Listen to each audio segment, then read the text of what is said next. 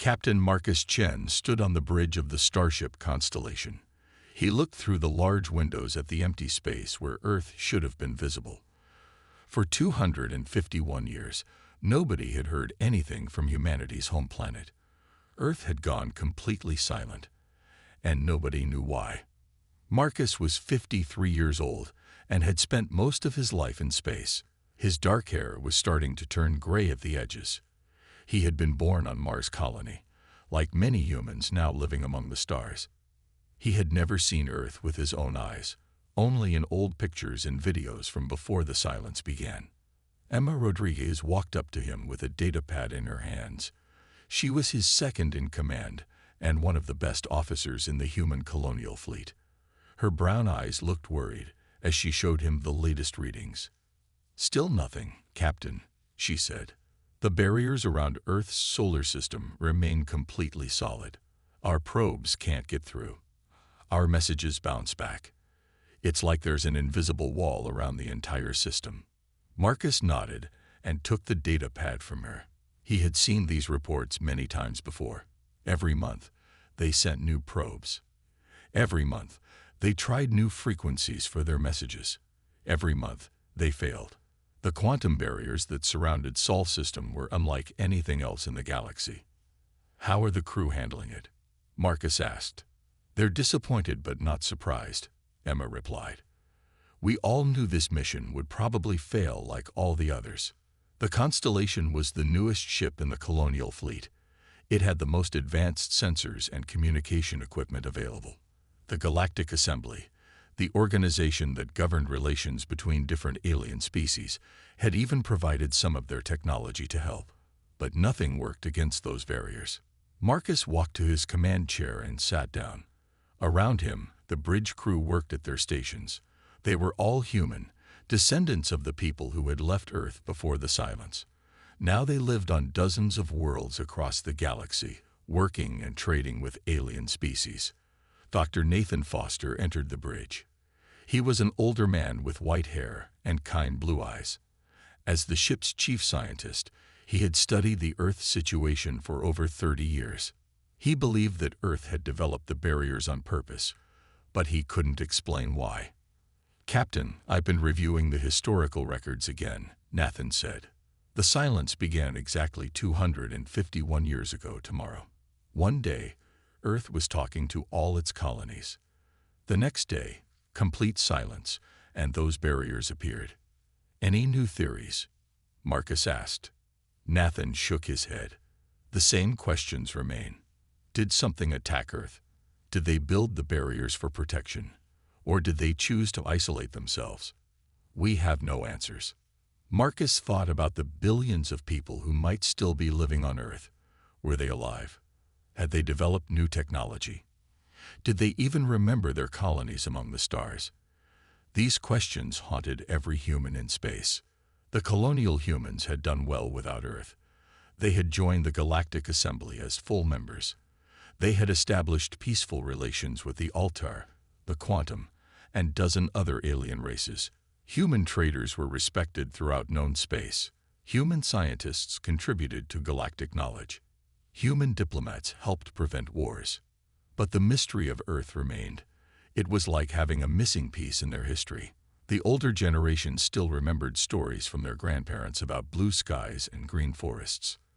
The younger generation, born in space or on colony worlds, wondered what it would be like to see humanity's birthplace.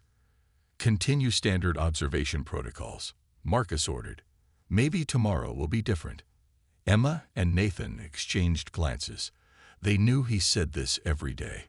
Hope was hard to kill, even after 251 years of silence.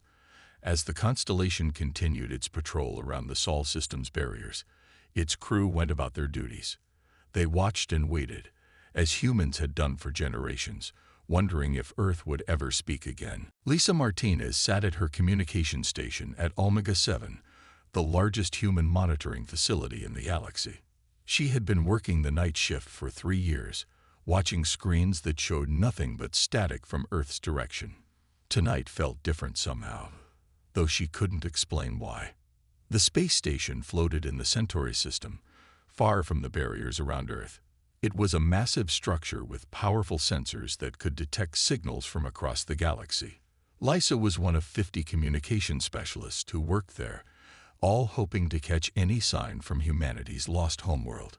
She adjusted her headphones and checked the quantum receivers again. The screen showed the usual patterns, signals from colonies, alien trade ships, and distant stars. But then something changed. A small spike appeared on her monitor, different from anything she had seen before. Lisa's heart began to beat faster. She double-checked the readings, making sure it wasn't a malfunction. The spike appeared again, stronger this time. It was coming from the direction of Sol system, from beyond those impenetrable barriers. "Supervisor Kim, you need to see this," Lisa called out. Daniel Kim hurried over to her station. He was a tall man with short black hair who had worked at Omega-7 for 15 years. He had seen many false alarms, but the expression on Lisa's face made him pay attention. "What is it?" he asked. "A pattern in the quantum field. It's breaking through the barrier somehow." Lisa's fingers flew over her keyboard, isolating the signal. "It's not random. There's information encoded in it."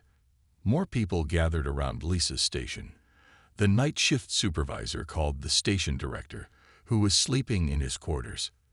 Within minutes, the entire communications center was buzzing with activity. The signal grew stronger and clearer. Lisa's equipment began to decode it automatically.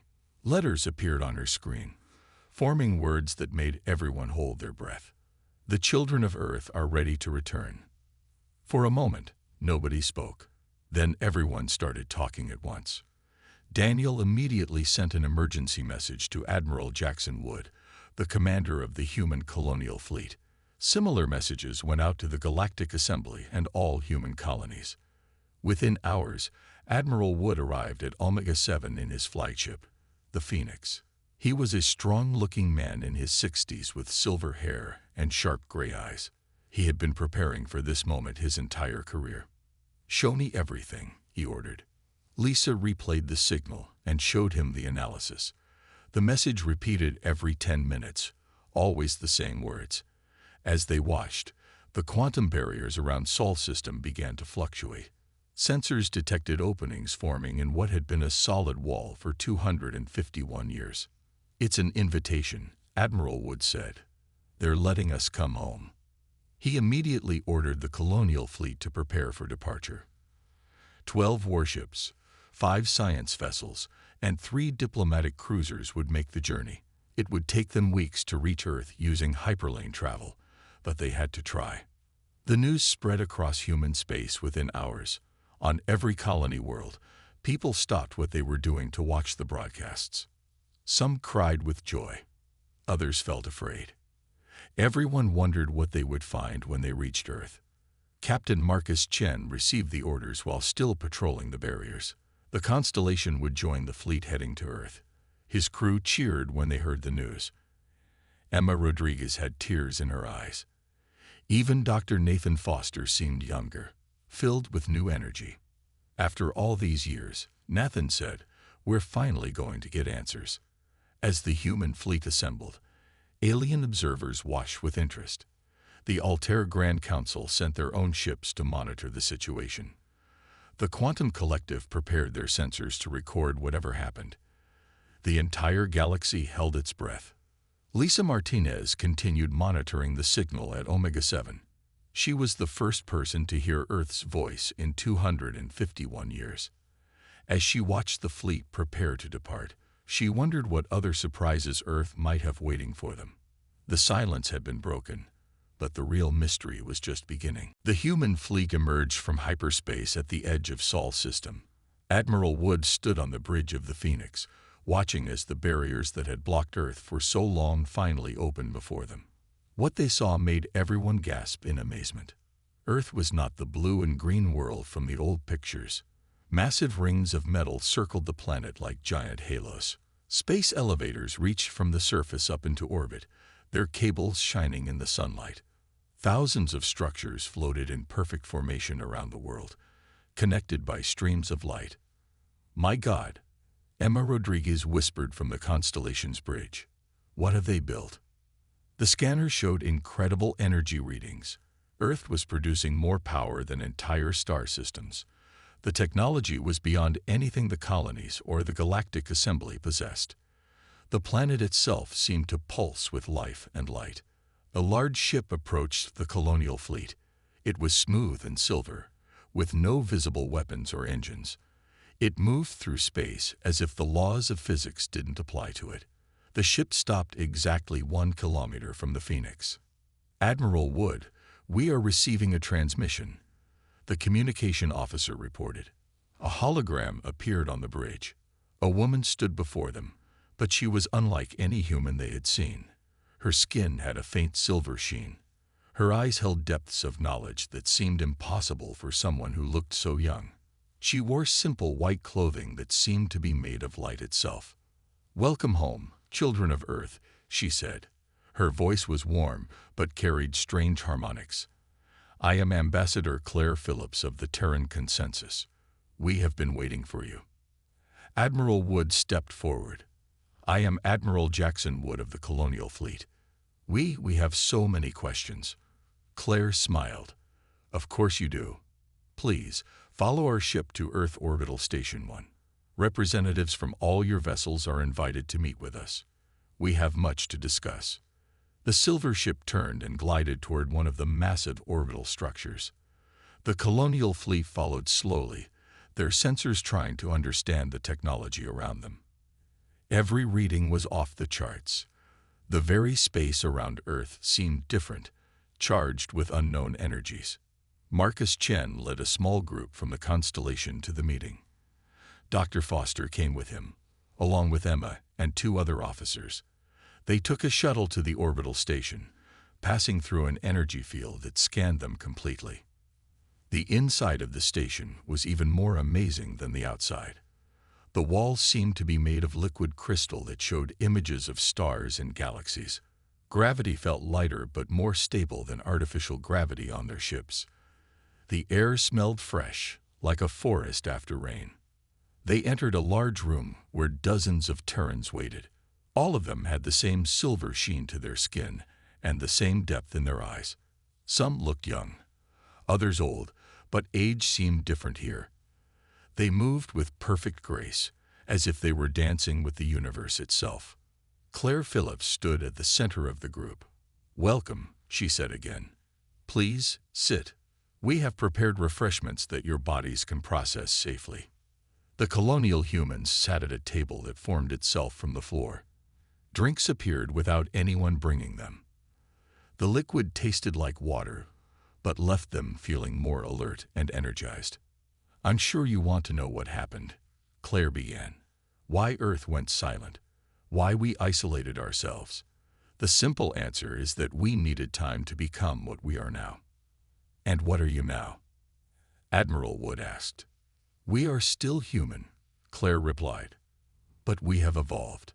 Not just our bodies, but our minds and our connection to the universe. We discovered that humanity had a unique potential, but we needed isolation to develop it." The colonists listened in stunned silence as Claire explained. Earth had discovered technologies that required complete planetary unity to develop safely. They had to cut themselves off to prevent interference and to protect the galaxy from their experiments. "We are ready now," Claire concluded. "Ready to rejoin our scattered family and share what we have learned." Claire Phillips led the colonial representatives into a viewing chamber with walls made of transparent material. Through them, Earth spread out below in all its transformed glory. The planet pulsed with networks of light that connected every continent. To understand why we isolated ourselves, you need to know what Earth was like before, Claire began. A hologram appeared in the center of the room, showing Earth as it had been 251 years ago. The image showed a world in crisis. Wars raged across continents. The climate was failing. Resources were running out. Nations fought over water and food.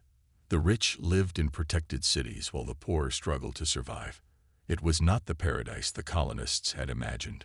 When we first made contact with alien civilizations, Claire continued, we realized how far behind we were. Other species had achieved faster than light, travel thousands of years before us. They had solved problems we were still fighting about. We were like children at a gathering of adults. The hologram changed to show the first meetings between humans and aliens. The colonial representatives watched their ancestors struggle with translation devices and basic technology that other species considered primitive. Dr. Sophia Chen entered the room. She looked younger than Claire, but carried herself with the same strange grace. Her skin had the same silver tint, and her dark eyes held centuries of memory. "I was there when we made the decision," Sophia said. "I was a young scientist then, working on quantum communication. We had two choices: struggle for centuries to catch up while dealing with political pressure from advanced civilizations, or take a different path." The hologram shifted to show a secret meeting of Earth's leaders and greatest minds. They sat around a table, their faces serious as they discussed humanity's future. "We chose isolation," Sophia explained. "Complete separation from the galaxy until we could transform ourselves. It wasn't an easy decision. We knew it would take generations. We knew our colonies would think we had abandoned them." Marcus Chen leaned forward. "But how did you convince everyone on Earth to agree?" "Billions of people." Claire smiled sadly. "That first year was the hardest. We had to unite the entire planet, end all wars, share all resources. Many people resisted. Some tried to leave Earth to warn the colonies. We couldn't let them." The hologram showed the construction of the quantum barriers. Massive machines worked day and night to create the impenetrable shield around Sol system. Ships trying to leave were turned back. Communication systems were shut down one by one. "We told our people the truth," Sophia said. "If we remained as we were, humanity would always be the weak species, always behind, always dependent on others' mercy. But if we committed fully to transformation, we could become something greater." The next images showed Earth's incredible change. Cities were rebuilt from the ground up. Genetic modification eliminated disease and extended lifespans. Artificial intelligence was integrated directly into human consciousness. Matter transformation ended scarcity forever. "Each generation built on the last," Claire explained. "Your grandparents' generation created the barriers and started the work. Their children developed the basic technologies. Their grandchildren achieved the first real transformations. By the fifth generation, we were no longer the same species we had been." Admiral Wood studied the images carefully. "And now, what are you exactly?" "We are human version 2.0, Sophia said with a slight smile. "Our bodies don't age or die unless we choose it. Our minds can process information at quantum speeds. We can manipulate matter and energy directly. We've learned to travel between stars instantly without using hyperlanes." Emma Rodriguez looked troubled. "But at what cost? You cut yourselves off from your own children in the colonies." Claire's expression became serious. "That was our greatest sacrifice. We knew you would feel abandoned. We knew you would struggle without Earth's support. But we also knew you would survive and grow strong on your own. And you did." The hologram showed the colonial worlds thriving, humans working alongside aliens, building their own civilizations among the stars. "Now we can reunite," Claire said. "Not as the weak parent and dependent children we once were, but as equals. Earth is ready to share its gifts with all humanity." The news of Earth's return spread across the galaxy like wildfire. Within days, trade ships from dozens of worlds arrived at the edge of Sol's system. The Galactic Assembly called an emergency session to discuss humanity's changed status. Everyone wanted to understand what Earth had become. Trade Commissioner Aaron White stood in the newly built Sol Exchange Station. He was one of the Terrans chosen to manage economic relations with the galaxy. His silver-tinted skin gleamed under the artificial lights as he met with alien traders and colonial merchants. "We offer technology-sharing agreements," Aaron explained to a group of Altair traders. Their blue-scaled bodies showed signs of nervousness. "Our matter transformation systems can end scarcity on any world. Food, water, building materials. We can teach you to create whatever you need." The lead Altair, A female named Vixana studied the data pad Aaron provided.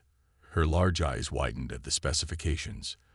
This technology, it violates several laws of physics as we understand them. Aaron smiled. Your understanding was limited. We've discovered new principles during our isolation. Energy and matter are more flexible than most species realize. Captain Rebecca Adams walked with a mixed group of humans and aliens through one of Earth's orbital shipyards. As the new head of the Terran Exploration Corps, she was responsible for showing their advances in space travel. This is our new engine design, she said, pointing to a sleek vessel under construction. It doesn't use hyperlanes at all.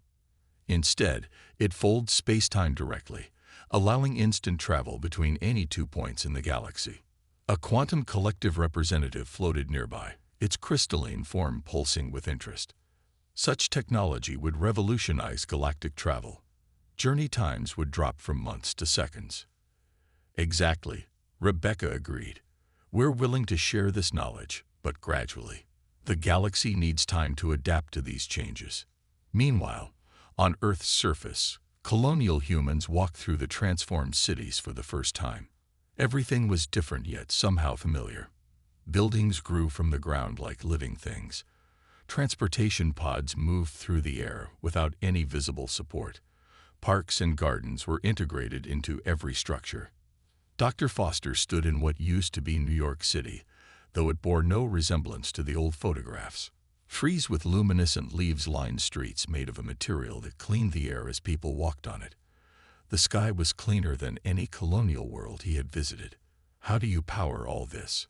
He asked his Terran guide, a young-looking man named Paul Chen, possibly a distant relative of Marcus, though genealogy was complicated after 251 years. The planet itself is our power source, Paul explained. We tap directly into the Earth's magnetic field and the solar radiation it receives. Every surface collects energy. Every building stores it. We have more power than we could ever use. Back in space, Ambassador Phillips met with the Galactic Assembly Council. The massive chamber was filled with representatives from every known civilization. Some looked at humanity with hope, others with concern. Earth's return changes the balance of power, the Corvani Emperor stated bluntly. His 4 arms crossed in what his species considered a defensive posture. Your technology could destabilize entire regions. Claire nodded understanding. Which is why we propose gradual integration. We'll establish learning centers where other species can study our advances. We'll help solve pressing problems like the Corvani Sun's instability or the Altair water crisis. But we won't dump all our knowledge at once. She gestured, and a hologram appeared showing a network of proposed centers across the galaxy. We learned from our isolation that sudden change can be destructive. Progress must be managed carefully. The Altair representative spoke up. What about your colonies? Will they be forced to undergo the same transformation as Earth? Never forced, Claire assured them. Every human will have the choice to enhance themselves or remain as they are. We respect both decisions. Diversity strengthens humanity. As the meeting continued, trade agreements were drafted and exploration partnerships formed. Earth's gifts began flowing into the galaxy, carefully measured and controlled. Medical technology that could cure any disease, environmental systems that could restore dead worlds, educational methods that could advance any civilization. The galaxy was changing, and Earth was leading the transformation. The peace didn't last long. 3 months after Earth's return, Corvani warships surrounded several human colonies. The massive vessels, each one the size of a city, blocked all traffic in and out of the systems. Their weapons powered up but didn't fire. Admiral Vextor appeared on every communication channel in the sector. The Corvani commander was enormous, with dark purple skin and 4 muscular arms. His voice boomed across space. The Terran technology threatens the established order, he declared.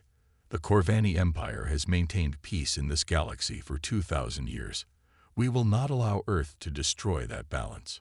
On the colony world of New Virginia, Governor Janet Mills watched the Corvani ships fill her sky. The colonists were terrified. Their defense systems were no match for the Empire's fleet. She sent urgent messages to both the colonial fleet and Earth. Admiral Wood responded first, moving his ships to confront the Corvani. But he knew his vessels were outgunned. The colonial fleet was respectable, but the Corvani Empire was the strongest military power in the galaxy. "Stand down, Admiral Vextor," Wood commanded.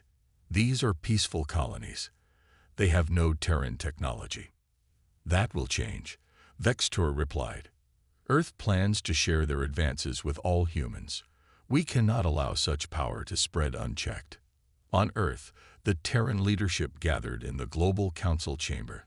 General Ethan Black stood before a holographic display showing the crisis. His enhanced mind processed thousands of tactical scenarios in seconds. "We could stop them easily," he said. "Our ships can reach the colonies instantly. Our weapons could disable their entire fleet without killing anyone." Claire Phillips shook her head. "That's exactly what they expect. They want us to show aggression, to prove we're a threat. Then what do we do?" Another counselor asked. "We can't let them hold our people hostage."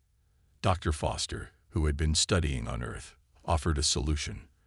"The Corvani have a problem they'd hidden for generations. Their home star is slowly dying. In about 500 years, it will go nova." Claire's silver eyes brightened with understanding. "And we can fix it." Within hours, 3 Terran ships appeared at the colony standoff. They were small compared to the Corvani warships, smooth silver vessels that seemed to bend light around them. General Black commanded the lead ship. "Admiral Vextor," Black announced, "we're transmitting data about your home star. Our scientists have confirmed what your people already fear. Corvani Prime will be destroyed within 5 centuries." The Corvani admiral's purple skin darkened. This was his species' greatest secret and deepest fear. "You dare threaten our homeworld? We offer to save it," Black continued. "Our stellar engineering technology can stabilize your star. We can give your son another 1 billion years of life. All we ask is that you release these colonies." The standoff continued for tense hours. Vextor consulted with his government. The Corvani had spent centuries searching for a solution to their dying star. Pride warred with necessity. Finally, Vextor spoke again. "Show us proof. If you can truly save our star, we will reconsider our position." A Terran science vessel warped directly to the Corvani system. Within days, they deployed a network of satellites around the dying star. The satellites released streams of exotic particles that penetrated to the star's core. The effects were immediate and undeniable. The star's irregular pulsing smoothed out. Its color shifted from unstable orange to healthy yellow. Corvani scientists confirmed what their instruments showed. The star was healing. Vextor's warships powered down their weapons and withdrew from the human colonies. The Admiral himself traveled to Earth to meet with Claire Phillips. "You could have destroyed us," he said, his 4 arms spread in a gesture of respect. "Instead, you saved our entire civilization. Why?" Claire smiled warmly. "Because that's what evolution really means. Not becoming stronger to dominate others, but becoming wise enough to help them. The galaxy is our shared home. We rise together or fall apart." The crisis ended with the Corvani Empire becoming Earth's strongest ally. The galaxy watched in amazement as humanity chose compassion over conquest. The message was clear. Earth's power would be used for creation, not destruction. 5 years had passed since Earth's return, and the galaxy had transformed beyond recognition. Trade routes that once took months now connected in hours using Terran jump gates. Planets that struggled with resources now thrived with matter transformation technology. Species that had been enemies for millennia worked together in Earth's learning centers. Dr. Sophia Chen stood in the Grand Archive on Luna, Earth's moon. The massive library had been converted into a center for cultural exchange. Scholars from across the galaxy came to study and share knowledge. The walls displayed art from 100 worlds, while data streams flowed between countless computers. A young Altair student approached her with questions about human history. His scales had turned bright blue with excitement. "Professor Chen, I don't understand something," he said. "Your species was so divided before the isolation. How did you achieve such unity?" Sophia smiled at the memory. "We learned that our differences were our strength, not our weakness. Every culture on Earth contributed something unique to our transformation. When we combined our perspectives, we found solutions none of us could see alone." In the colonial sectors, the choice to transform had split communities. Some humans eagerly accepted the enhancements Earth offered.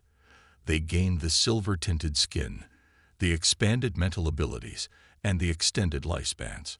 Others chose to remain unchanged, valuing their original humanity. Marcus Chen had chosen enhancement 6 months ago. Now he stood on the bridge of the new constellation, a ship that combined colonial and Terran technology. His enhanced vision could process navigation data directly, while his original command experience guided the mixed crew. Emma Rodriguez had chosen differently. She remained unenhanced, leading those who preferred traditional humanity. There was no conflict between the two groups. Earth's promise of choice was absolute. Enhanced and traditional humans worked side by side. "Status report," Marcus requested. "We're approaching the Veil Nebula." Emma responded from her station. "The Terran sensors are detecting something unusual." The Veil Nebula had been unexplored until now. Its dense clouds had blocked traditional sensors, but Earth's technology could peer through. What they found changed everything.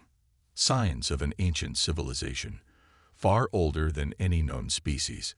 Claire Phillips arrived within hours, her ship folding space-time to reach them instantly. She studied the readings with growing amazement. "These ruins are at least 1,000,000 years old," she announced. "And they show technology similar to ours." Someone else followed the same path Earth took. The discovery prompted the largest joint expedition in galactic history. Ships from every major civilization joined the exploration. The Corvani brought their historical archives.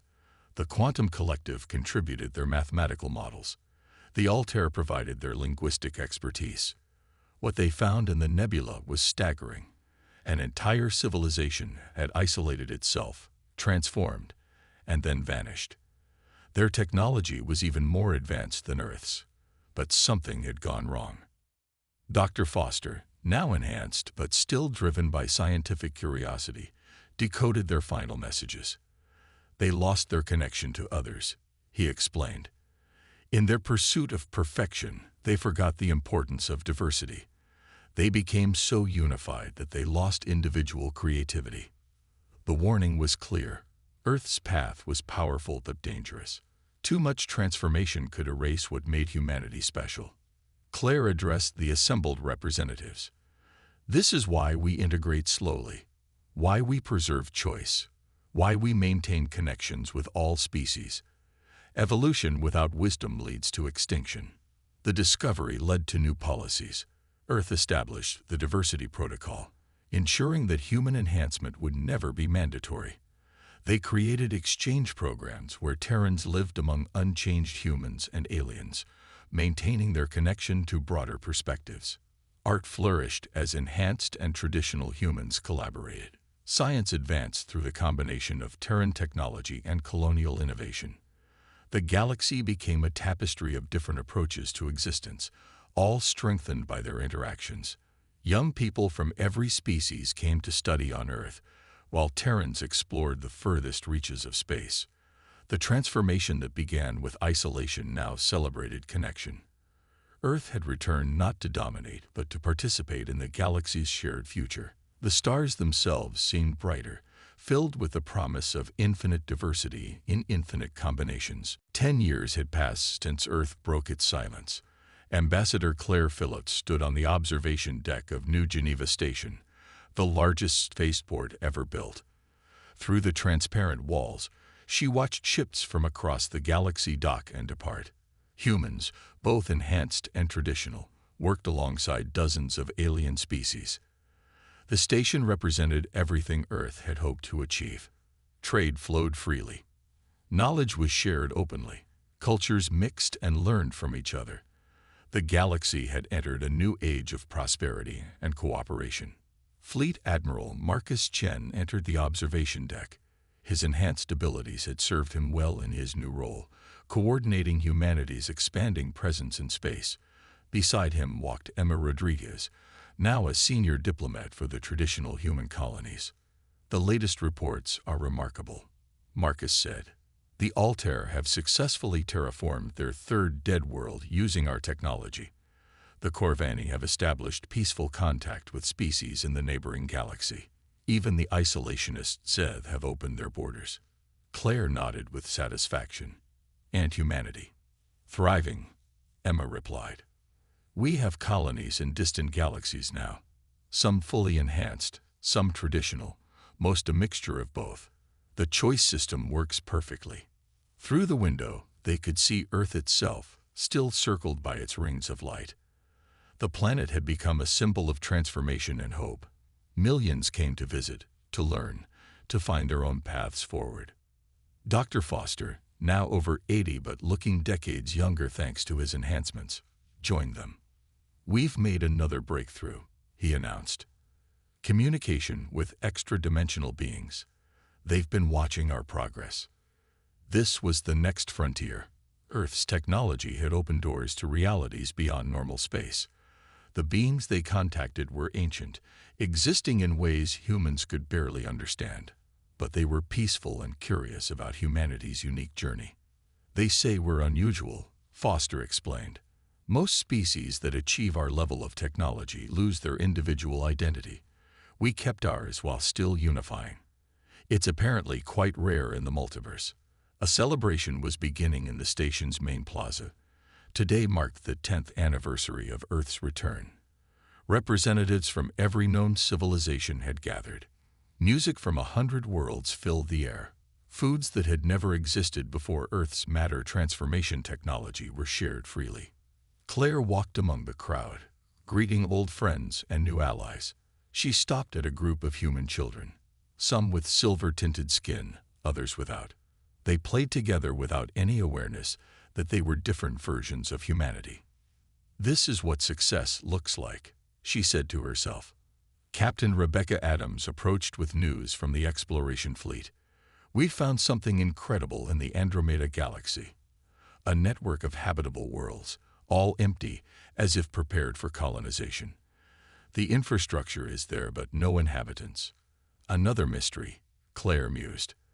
"The universe keeps giving us new questions just as we answer old ones." Admiral Vextor of the Corvani joined them. The once aggressive commander had become one of Earth's strongest supporters. "My people have a saying," he rumbled. "The greatest strength is knowing when not to use it. Earth taught us that lesson." As the celebration continued, Claire found herself thinking about the journey. Earth's 251 years of silence had seemed like abandonment to the colonies. Now it was clear it had been preparation for leadership. The children of Earth had indeed returned, not as conquerors but as guides. They had brought gifts of technology and wisdom, but more importantly, they had brought a vision of what was possible when diversity and unity existed in balance. Standing there among friends from across the galaxy, Claire felt the weight of responsibility and the joy of achievement. The silence had ended, but the conversation had just begun. The universe was vast, full of wonders and challenges yet to be discovered. Humanity had found its voice, and with it had helped the galaxy find harmony. The future stretched ahead, bright with infinite possibilities. Earth had spoken, and everything had truly changed. The stars beckoned with new adventures, and humanity, all of humanity, was ready to answer their call.